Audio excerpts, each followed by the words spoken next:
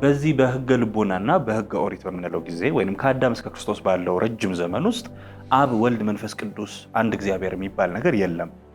እንዲሁም በጥቅሉ እግዚአብሔር አንድ እግዚአብሔር ብቻ ልክ ዘዳግም መጽሐፍ ላይ እንደተጻፈ እስራኤል ሆይ ስማ ጌታ አምላክ አንድ ነው ብቻ ነው የነበረው። አብርሃም የሚያመልከው ይህንን ነው፣ ሙሴ የሚያውቀው፣ ዳዊትም የዘመረለት፣ ሳሙኤል የሚያገለግለው፣ ኤልያስም የተማጸነው አምላክ አንድ ነው።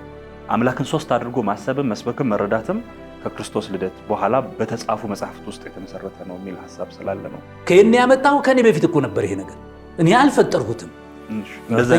እንደው ነገር ይልሃል ይመስለኛል። እና ደግሞ ይሄ አሁን ስንጠፋፋ የተውሆ መስሎኝ ነበር።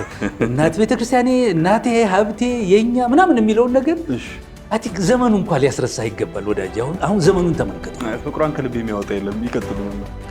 የቤተክርስቲያን ፍቅር አይደለም መጠመድ ያለብህ።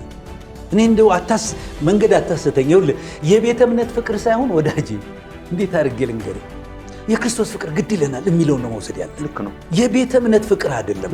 ምክንያቱም ኦርቶዶክስን የማታገኝበት ሁኔታ ሊኖር ይችላል። አይ ካቶሊክን የማታገኝበት፣ ፕሮቴስታንት የማታገኝባቸው ሁኔታዎች ይፈጠራሉ። እነዚህ የሚኖሩ የሚጠፉ ናቸው። ገብቶልና ቤተ እምነት ፍቅር አያያዘ መደምደሚያ ላይ መጣበታሉ ይነረስ። አዎ ና የቤተ እምነት ፍቅር በሶስት ይከፍሉታል። እርሶ ዘመንን ሕገ ልቦና፣ ሕገ ኦሪትና ሕገ ወንጌል ብለው